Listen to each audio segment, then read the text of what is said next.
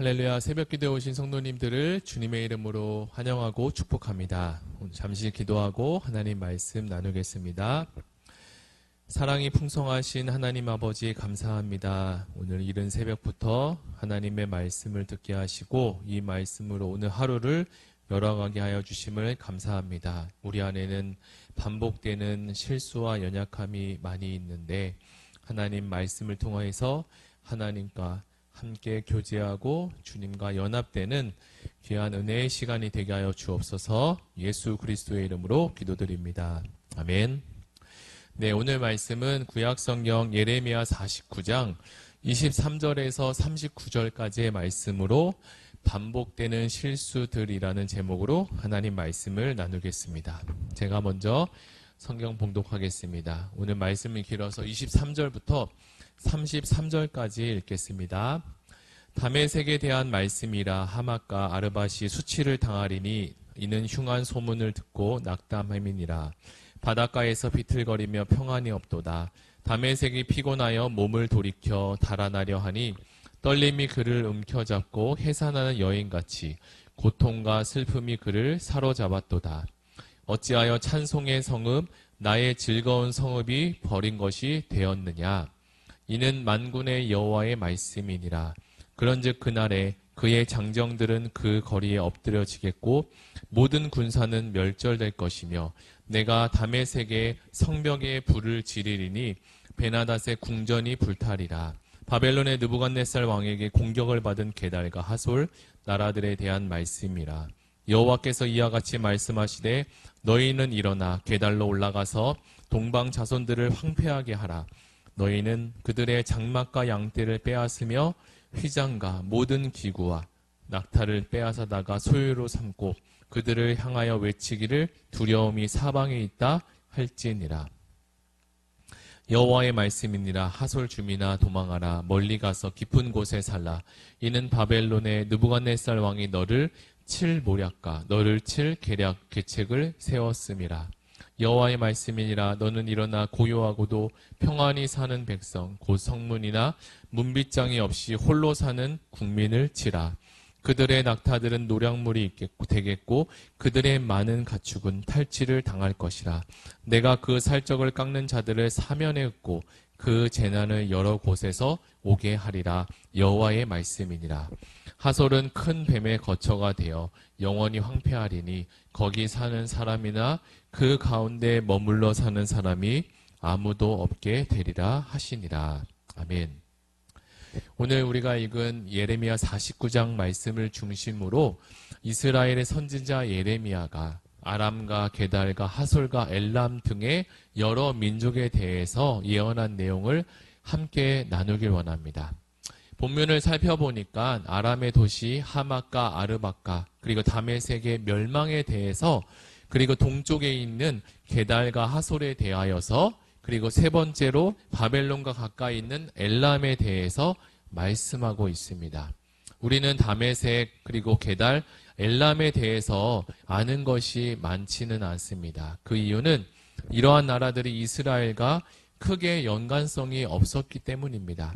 대다수의 사람들은 이 바벨론 강대국이란 나라가 아주 계속적으로 오랫동안 지속될 것이라고 생각했지만 그들의 대다수의 생각과는 다르게 페르시아의 고레스가 일어나서 그에 의해서 망하게 되고 결국 유다는 하나님께로 돌아오는 그림이 완성된다는 사실입니다.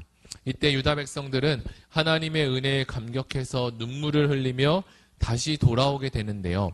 하나님께서는 깨지지 않는 영원한 새 언약을 가지고 그들을 두 팔 벌려서 안아주십니다. 사랑하는 성도 여러분, 오늘 우리가 읽은 이 49장 말씀은 하나님께서 여러 민족에게 주시는 경고와 그리고 동시에 위로의 메시지를 담고 있습니다. 이러한 경고와 위험장도 예루살렘에서 멀리 떨어져 있는 나라와 민족은 하나님을 알기가 매우 어렵다는 사실입니다. 본문에 나타난 이 세 나라들도 모두가 하나같이 예루살렘과의 거리가 상당했는데요. 그렇지만 이 나라들은 이스라엘과 한 번쯤은 전쟁으로 인해서 함께 했었던 나라들이었습니다. 먼저 엘람은 아브라함 시대에 소돔을 치러 왔다가 아브라함에게 패배한 기록이 있고요. 게설 사람들은 동방 사람으로서 기드온 때 이스라엘을 공격했다가 우리가 잘 알고 있는 이 기드온 300용사에 의해서 전멸당한 기록을 가지고 있습니다. 그리고 마지막으로 다메섹은 북이스라엘과 연합해서 남유다를 침공했는데요. 결국에는 아하스가 끌어들인 이 아수르 군대에 의해서 멸망하게 되었습니다. 하나님은 위에 이 세 나라들이 바벨론의 느부갓네살에 의해서 완전히 멸망할 것이다라고 예언하십니다. 이 나라들은 아수르에 의해 한 번 정도 멸망을 당한 적이 있는데요. 그때 이들이 정신을 차리고 다시 자기를 반성하고 했어야 되는데 그렇지 못하고 이번에는 완전한 멸망에 이르게 된다는 사실입니다. 구약의 소돔과 고모라도 이와 비슷한 모습인데요. 소돔과 고모라는 사람이 보기에 매우 아름답고 그리고 물이 넉넉하여 동산과 같은 아주 좋은 땅이었습니다. 그런데 그 땅 사람들은 점점 더 악하여지더니 하나님 앞에 큰 죄인이 되었습니다. 하나님은 지금 상황을 죄가 가득하다라고 표현을 하는데요. 아브라함이 롯을 구하러 갈 때만 해도 그 땅에 그곳에 의인 10명이 없어서 소돔과 고모라가 멸망했습니다. 당시에 이 10명이라는 숫자는 가족 단위로서 가장 작은 공동체를 이야기합니다. 그러니까 하나님을 믿고 그리고 하나님을 찾는 가정이 이 한 가정도 채 안 되었다는 사실입니다. 그렇게 보면 그 땅이 얼마나 죄로 가득하고 충만했는지를 우리가 알게 됩니다.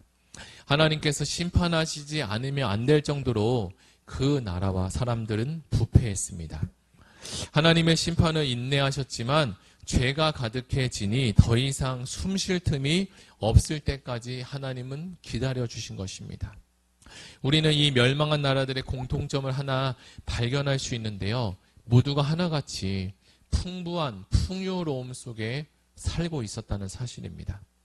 이런 측면에서 우리는 일용할 양식을 원하기보다는 걱정 없는 영원한 양식을 원하고요. 그러나 그 영원한 양식도 풍요로움도 우리에게 온전한 만족함을 줄 수 없고 오히려 그것이 곧 우리에게 독이 될 수 있다는 사실입니다. 생각해보면 우리에게 약간의 모자람도 그리고 부족함도 하나님을 더 의지할 수 있는 경건의 시간이 될 것입니다. 이처럼 우리가 잘못된 길을 걷고 있으면 사람을 통해서 그리고 환경을 통해서 우리에게 사인을 주십니다. 그때 우리는 그 구원의 소리를 잘 들어야 합니다. 그리고 잘 분별해야 합니다. 그렇지 못하면 그 앞에 그리고 그 당장의 미래 가운데 멸망밖에 기다리지 않는다는 사실입니다. 우리에게 주어지는 이 기회들은 영원할 것 같지만 영원하지 않습니다. 사람은 흔히 계속적으로 반복적으로 이 같은 실수를 하게 되는데요. 사람마다 물론 부족함이 있고 또 실수도 있습니다. 그러나 이 반복되는 실수는 잘 깨우쳐서 연약함이 다시 반복되어서 다른 이들로 하여금 어려움이 당치 않도록 도와야 할 것입니다.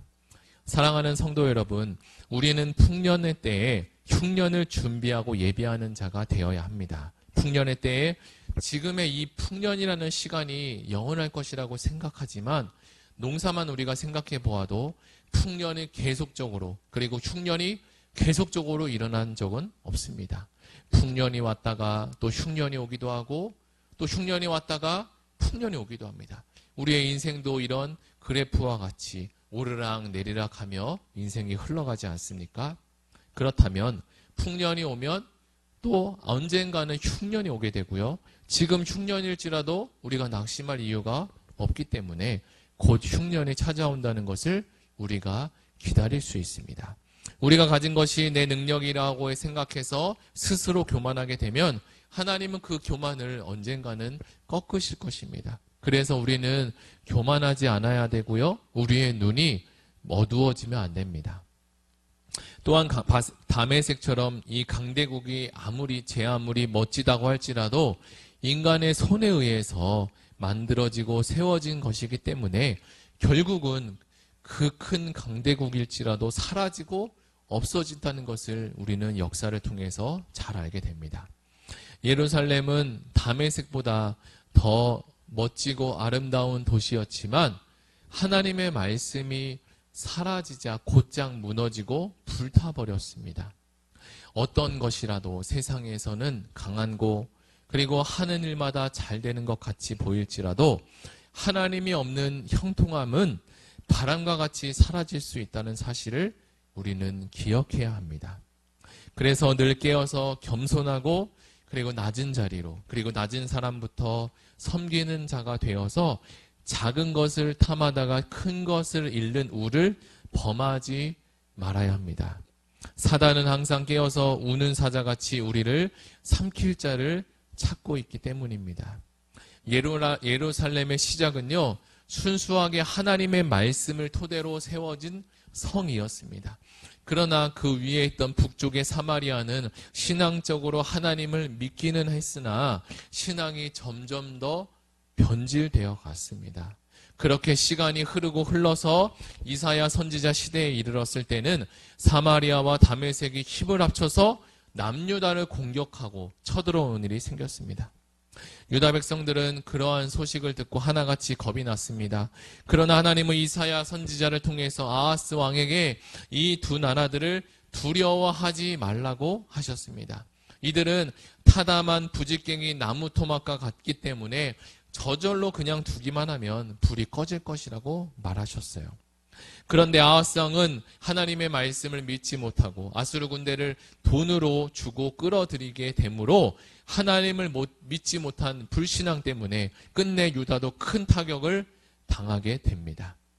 때론 인간의 생각으로 하나님만 믿고 살 수는 없을 것 같은 때가 있습니다. 그래서 주변을 살피다가 인간의 힘을 의지하게 되는데요. 그것이 도리어 멸망하는 길이 되고 말았습니다. 당연히 하나님만 의지하다고 해서 우리 앞에 어려움이 없는 것은 아닐 것입니다. 처음에는 두려울 수 있고요. 마음의 평안도 사라지기도 하고 이러한 경험들이 차곡차곡 반복적으로 쌓이게 되면 하나님에 대한 신뢰가 더더욱 깊어져 가게 됩니다. 예레미야는 엘람에 대해서 예언을 전합니다. 엘람도 강력한 군사력을 자랑했던 나라였어요. 그러나 하나님은 그들의 활을 꺾으시고 그들이 의지하던 힘을 무너뜨릴 것이라고 말씀하셨습니다. 아마 그들이 활을 굉장히 잘 쏘았던 것 같습니다.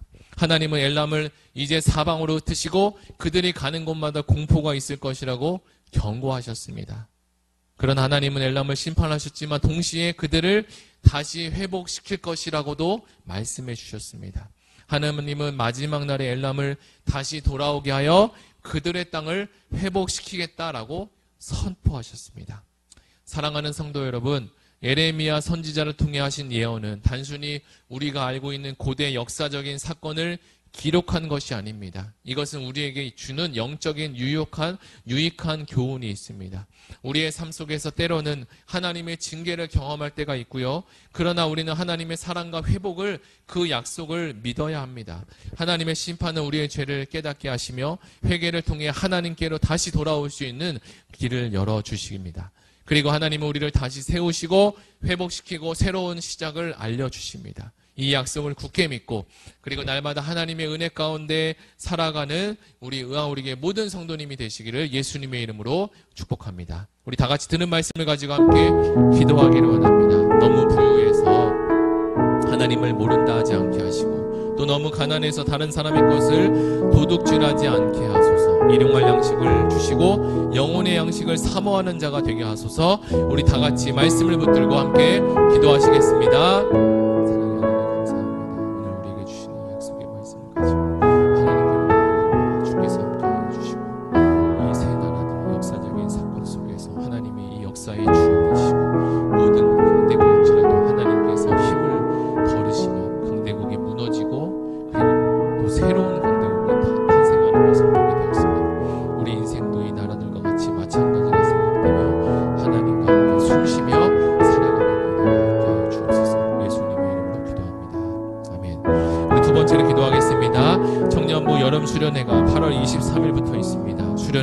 통해서 하나님의 은혜를 부어주시고 수련회를 위해서 기도해 주시고 또한 방학기간 동안 온 성도가 안식을 하며 휴가기간 동안 안전함을 누리게 하여 주옵소서. 그리고 가지고 오신 개인 기도 제목 가지고 함께 다 같이 기도하시겠습니다.